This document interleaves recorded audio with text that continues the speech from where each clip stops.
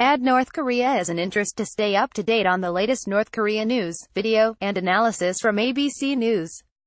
When President Donald Trump and North Korean leader Kim Jong Un meet in Singapore next month, assuming they can stay on track long enough to make it happen, they will have two very different agendas. Washington has set the bar for the summit extremely high: complete, verifiable, irreversible denuclearization.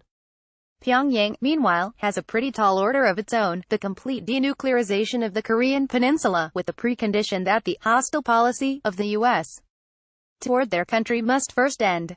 For sure, bridging that gap will be quite a feat. Both leaders might well opt instead for a shiny object summit, a meeting that is heavier on photo ops and TV-friendly sound bites than on long-term change.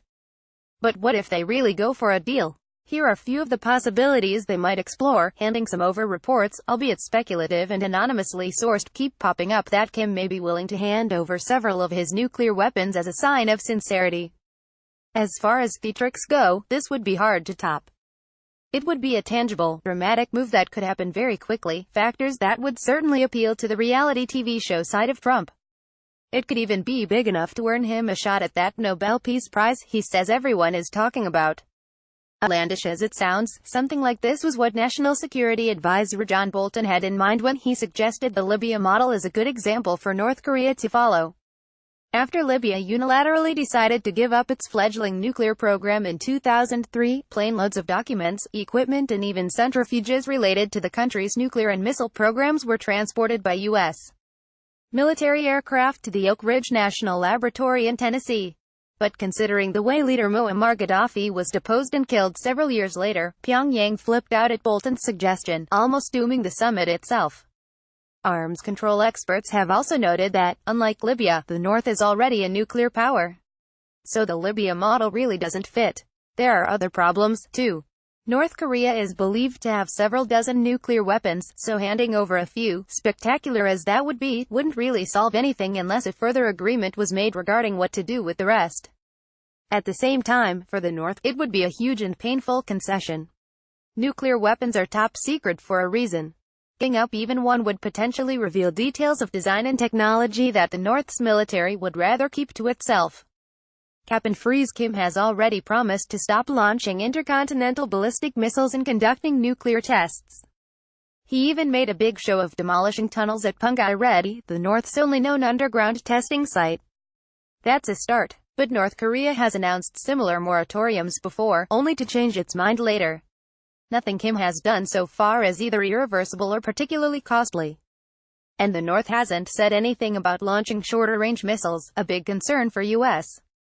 ally Japan, which hosts numerous U.S. military bases.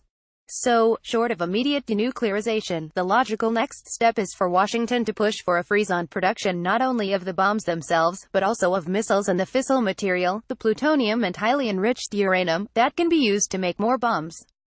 It's quite likely that even at the highest levels American officials don't know how big the North's nuclear arsenal is or where all of its bombs are located. They will need to verify that right off the bat, which won't be easy and will involve a lot of cooperation from Kim. They will also need to work out a way to verify that the North isn't actively making more, another daunting task that will require monitors on the ground and a lot more transparency than Pyongyang is inclined to be comfortable with. Washington can't reasonably expect all that to happen without giving something in return. So there will have to be more give and take, more talking, more exercises in developing mutual trust, and probably a lot more problems and potential deal-breaking disputes along the way. And that's if everything goes well, which it never has yet. Phasing them out. The endgame here is Trump's goal of total denuclearization, but with provisions that give North Korea time to comply. Nuclear physicist Siegfried Hecker and Robert Carlin, two of the top experts on North Korea's nuclear program and how to negotiate with Pyongyang, teamed up with another researcher, Elliot Serbin, to produce such a plan for the Center for International Security and Cooperation at Stanford University. Their roadmap, released on Monday, lays out 3 phases over 10 years.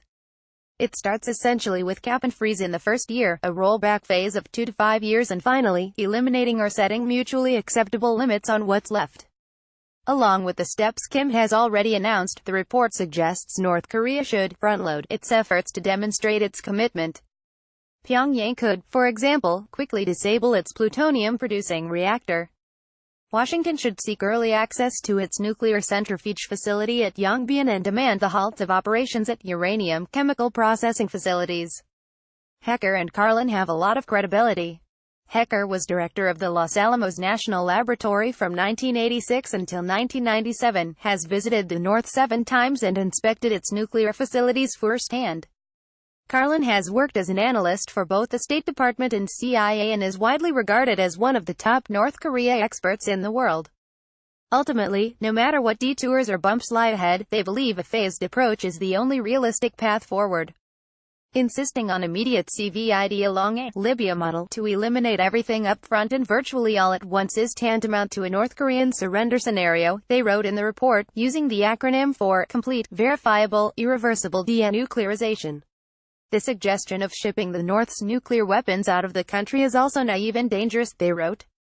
There are no quick fixes. In other words, Talmadge is the app's Pyongyang bureau chief. Follow him on Instagram and Twitter, @EricTalmadge.